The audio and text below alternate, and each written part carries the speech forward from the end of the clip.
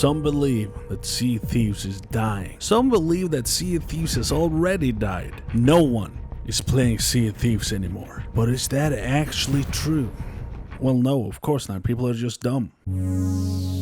If you are a user of Twitter.com, you most definitely hear that Sea of Thieves is dying, or dead, most commonly heard after Rare announces something new coming to the game. Most of the people in this poll seems to think that the game is dying. Well, if you look at the Steam charts, then yeah, the game is not what most AAA developers would consider a success. However, Steam charts does not tell us how many people are playing on Xbox or the Windows Store version of the game. With Xbox Game Pass, this game's player base could be double or even way higher than the Steam numbers. We also have to remember that Sea of Thieves did not hit Steam until 2.5 years after it came on Xbox and the Windows Store. With that in mind, the poll we should be doing is what platform you play Sea of Thieves on. And I did exactly that. And surprise, surprise, less than 50% of the players on my Twitter poll play on Steam. Although, not by much, but that poll only has a little over 400 votes. Over on YouTube, I asked the same question where we have over 3,000 votes, and the Steam player base is even lower, but I think we can all agree that most Sea of Thieves players are not playing on Steam, which means that Steam charts numbers are more than double if we could include Xbox's stats as well, which Xbox do not make public. However, only doubling this number I don't think is enough. Would Sea of Thieves hire developers to spend months to make a very elaborate treasure hunt where the first person to solve that will get a skull with 4 keys in its mouth cast in solid gold if there were only around 30,000 players? Probably not. Would Sea of Thieves developers secure a most likely multi-million-dollar deal to get the license to put Pirates of the Caribbean and Monkey Island into the game if the numbers were low? Again, probably not. Interestingly, there is a website called ActivePlayer.io that claims that Sea of Thieves had an average of nearly 400,000 players in the last 30 days. I have no idea where to get these numbers from, but thinking about the possible multi-million-dollar deal to get Pirates and Monkey Island licenses, yeah, 400,000 seems pretty realistic, and with the amount of live service development that Rare has done to this game is undoubtedly impressive. Again, not something you would do if the game only had 30,000 players. Then why would people spout out that Sea of Thieves is dead on Twitter.com when the game is nowhere near dead? What I think they actually mean is that Sea of Thieves is dead to me.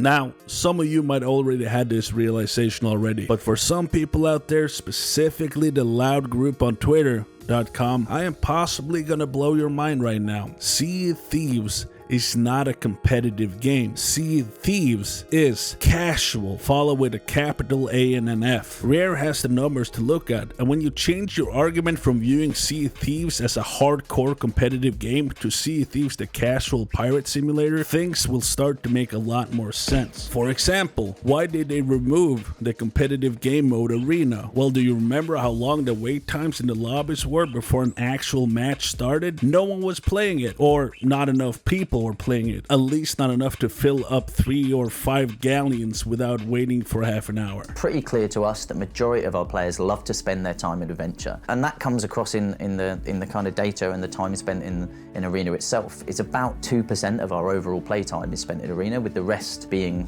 spent in adventure. And instead, we got the hourglass diving, where people could play all the way down to 1v1s, which is much easier to populate with the current Sea of Thieves competitive player base. When was the last time Sea of Thieves hosted an official PvP event? And I'm not talking about bingo cards or mini games, but a pure PvP event. Well, looks like that would be Last Ship Standing, which happened a year and a half ago. And with only 134 visiting at, compared to their other VODs, pure PvP just ain't that popular. Is my point coming across? Rare recently announced that they're finally fixing the double gunning exploit in the game, which has been an exploit since the launch of the game. The vocal Twitter crowd really love this. If we speculate a bit, from Rare's point of view, they could probably tell that the majority of casual players maybe was always in an unfair advantage with the Sea of Thieves is a hardcore competitive game players. Rare knew that the crowd that would be mad about this are the people who Sea of Thieves is not made for. And I think there lies the answer. Sea of Thieves is simply not made for the competitive players. At least least not as much as they would like to think.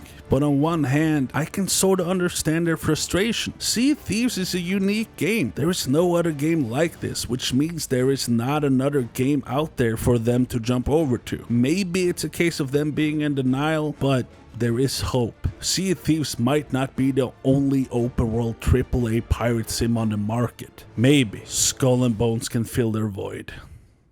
Heyo!